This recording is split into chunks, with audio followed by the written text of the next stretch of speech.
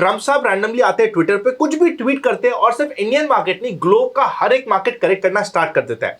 आज भी मार्केट ने, ऑल्दो ट्रम्प ने जो सदमा दिया था उससे बाउंस बैक कर दिया था, पर वापस से रिट्रेसमेंट की जर्नी स्टार्ट कर दी। तो क्या इसका मतलब यह है कि मार्केट वापस से करेक्शन जोन पे जा रहा है? अगर जा रहा है तो क्यों, और नहीं जा रहा है तो क्यों, डिस्कस करते हैं सौरभ भाई के साथ। ही हमारे आज आ रखे थे कोटा, तो मैंने कहा क्यों ना इनका भी व्यू ले लिया जाए मार्केट के ऊपर, और क्या एनालिसिस बन रहा है, स्पेसिफिकली ऑप्शंस की अच्छे खिलाड़ी है तो ऑप्शन को देखते हुए क्या व्यू बन रहा है, डिस्कस करते हैं। भैया बताओ सर। थैंक यू आनंद भाई। तो सबसे पहले अगर हम निफ्टी को देखें, निफ्टी पे आप देख सकते हो कि 24,500 का जो लेवल है बहुत अच्छा सपोर्ट है। पिछली बार भी जो गिरावट आई थी वहीं से एक बाउंस बैक आया था।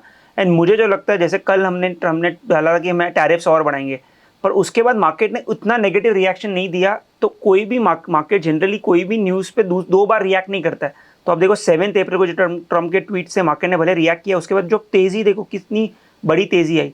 तो आई डोंट थिंक 24,500 के जब तक हम ऊपर है, ये लेवल इंटैक्ट है, कोई बड़ी गिरावट मुझे नहीं लग रही है। एंड ऑप्शन अगर हम डेटा देखें, मैं अगर आपको निफ्टी का मंथली का ऑप्शंस का डेटा दिखाता हूँ, तो इस डेटा में आप देखोगे कि नीचे में 24,500 से के यहाँ पे अच्छी OI राइटिंग है पुट साइड में।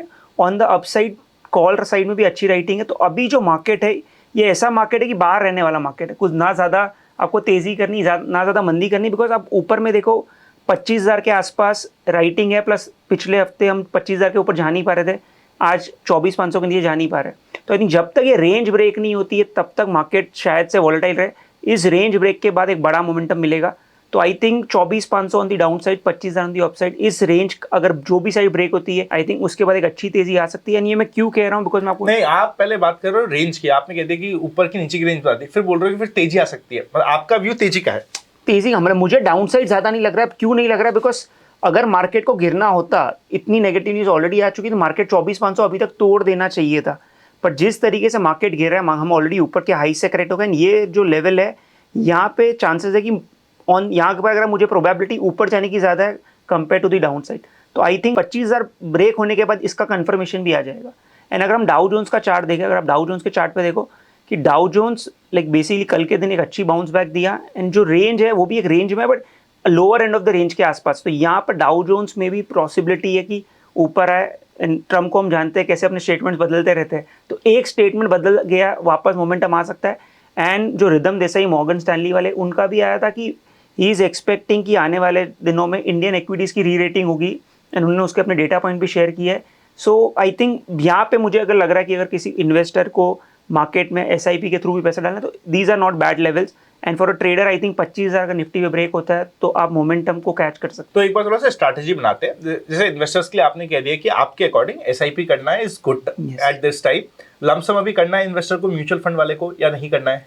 लमसम सी हम अगर आपके 100 रुपये है तो आई थिंक 20% आप डाल सकते हैं। 20% आप डाल सकते हो। अब ट्रेडर की बात करते हैं। सबसे पहले हम बात करते हैं पोजिशनल और स्विंग ट्रेडर्स की। उनको यहाँ पे क्या लॉन्ग पोजीशन बनानी, क्योंकि आप कह रहे हो आपके हिसाब से सपोर्ट है, तो क्या सपोर्ट पे मैं लॉन्ग पोजीशन बना दूं या रुकूं?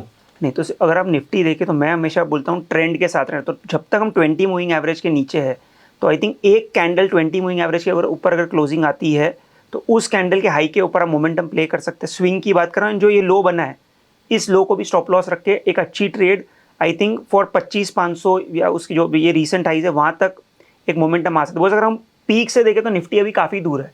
जो हमारा 26,000 का पीक बना है वहाँ से तो हम काफ़ी दूर है। बैंक निफ्टी में no doubt compare to Nifty इतनी गिरावट नहीं आई थी। इनफैक्ट बैंक निफ्टी ने पिछले मंथ ही एक नया हाई हिट किया था।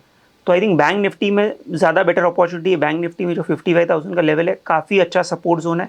एंड आई थिंक ये जब तक इंटैक्ट है, बैंक निफ्टी में भी एक बड़ी गिरावट नहीं है। पर जैसा मैं जो अपने सिस्टम फॉलो करता हूँ कि कोई भी स्टॉक जो मैं बाई करता हूँ वो 20 मूविंग एवरेज के ऊपर होना चाहिए, तो उसका मतलब ट्रेंड के साथ है। एंड अगर आप चार्ट को भी देखो, पिछले 1 महीने 2 महीने से मार्केट एकदम ही साइडवेज हो गया है, ना ऊपर जा पा रहा है ना नीचे जा पा रहा है। एंड ऐसे मार्केट में ट्रेंड फॉलो का सबसे बड़ा पैसा लगता है।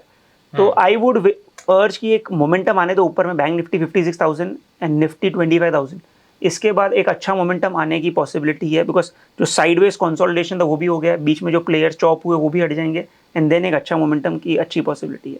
तो अभी चलो अभी एक बार ये छोड़ते हैं, इंट्राडे को क्या करना चाहिए बिना चार्ट के? इंट्राडे वाले को क्या करना है? इंट्राडे वाले को अभी कॉल पुट बेच के, जोड़ी बेच के काम करना है, या डायरेक्शनल मूव के लिए जैसे विक्स बहुत कम है तो क्या किया जाए? इनफैक्ट अगर आप प्रीमियम्स देखो तो पिछले 15 साल के सबसे लोएस्ट प्रीमियम्स है। अगर हम परसेंटेज स्ट्रैडल की बात करें तो काफ़ी लो प्रीमियम्स है। सो आई वुड से इस मार्केट में अगर आप ऑप्शन सेलिंग कर रहे हो तो जो साइजिंग होनी चाहिए 30 से 40% होनी चाहिए। एंड ये मैं नहीं कह रहा हूँ, अक्रॉस प्रॉप डेस्क और जिससे मैं बात कर रहा हूँ सबने अपनी साइजिंग बहुत कम कर ली है, बिकॉज ऐसा ही जब भी फटेगा पूरा फटेगा। बड़ा यस, तो आप साइजिंग कम रख के करो, या तो आप हेजेस के साथ काम करो, नेकेड वाले काम मत करो, बिकॉज जेन स्ट्रीट भले चला गया हो बट वो कभी भी मोमेंटम आ जाता पता नहीं चलता है। सो आई थिंक यहाँ पे because risk to reward is not work, in fact अगर यहाँ पे directional strategies will work better compare to non directional. तो एक स्ट्रैटेजी दे दो ना, मतलब आप मुझे वीडियो पे कमेंट दो, अगर 200 250 300 कमेंट के ऊपर आए तो एक डायरेक्शनल स्ट्रैटेजी भी दे दो, बाय हो तो। उसी डायरेक्शन हम स्टॉक्स के चलो नाम अगली वीडियो में, वो अगली वीडियो में। अभी आप इस वीडियो में से भी बता दो कि आप स्टॉक्स नहीं बता सकते ड्यू टू कंप्लायंस, बट अपने सेगमेंट्स कौन से आपके ध्यान में, 3 सेक्टर्स कौन से ध्यान में है? ठीक है, तो इसके लिए मैं आपको सिर्फ एक स्क्रीनर बताता हूँ सबसे पहले। तो आनंद भाई, जैसे एज अ ट्रेडर हम फंडामेंटल्स की समझ कम रखते हैं, हम प्राइस हम बिलीव करते हैं भाव भगवान से। तो मैंने कहा कि आपको उन्हीं स्टॉक्स से रहना है जो अपने डेली में 20 मूविंग एवरेज के ऊपर है, और अगर आपको शॉर्ट टर्म ट्रेड करना है तो आर्ली में भी 20 मूविंग एवरेज के ऊपर है। तो अगर आप ये स्क्रीनर रन करोगे तो स्क्रीनर का लिंक आप डाल देना कमेंट में और या डिस्क्रिप्शन में, उसमें आपको स्टॉक्स मिल जाएंगे जिनके साथ आपको रहना है। तो अगर आप इसको रन करोगे तो आपको देखोगे ऑटोज के काफ़ी है, इंश्योरेंस कंपनीज है, कैपिटल गुड्स से भी 2-3 स्टॉक्स है, एंड फाइनेंशियल सेक्टर से भी कुछ स्टॉक्स है। तो आपको आई थिंक उन्हीं से अगर आप ट्रेड करो, बिकॉज आप देखो मार्केट भले ही करेक्ट हुआ है, इस मार्केट में भी ऐसे स्टॉक्स है जो पिछले महीने से अब तक 30-40% बढ़े। So your goal as a trader जो चीज़ भाग रही है उसके साथ रहना है। सो आई थिंक अगर आप ये स्क्रीनर रन करोगे आपको ऑटोमेटिकली मोमेंटम वाले स्टॉक्स मिल जाएंगे, एंड उनके साथ अगर आप रहोगे तो चांसेस है कि मार्केट भले ही करेक्ट हो, उनमें शायद से मोमेंटम फिर भी बरकरार रहे। इंटरेस्टिंग। सो आप इसको ध्यान रख सकते हो। सारे इंपॉर्टेंट लिंक्स आपके रेफरेंस के लिए मैं डिस्क्रिप्शन में डाल दूंगा। थैंक यू सो मच यार for such a quick discussion. हमने डिस्कस भी सारा कर दिया और काफी जल्दी भी हो गया। So thank you so much यार। थैंक यू आनंद भाई, and thank you for all the hospitality आपने जो मुझे कोटा में दी है। मैं ऐसे ही अभी तक तो कुछ भी नहीं दिए भाई, अभी मैं तो आए ऐसे हो। ही आया था, आनंद भाई से बात की यार कोटा घूम रहा हूँ, उनका मुझे फोन आया कि यार गाड़ी ड्राइवर भेज दिया, घुमा रहे, आया मिला, वीडियो दिखाया, बोला पूरा दिन आपको 2 दिन घुमाऊंगा। तो ये बहुत बड़ी बात है, मुझे बहुत अच्छा लगा। घुमा नहीं रहा, ये अपने खुद दोस्तों के साथ आए और साइबर कैफे जा जाके कर रहे हैं अपनी 10वीं 11वीं वाली चीजें। मैंने कहा भाई ये साइबर कैफे वगैरह नहीं होगा, but thank you so much भाई फॉर डूइंग दिस, एंड करते कुछ और भी record. Happy learning and we will see you very soon.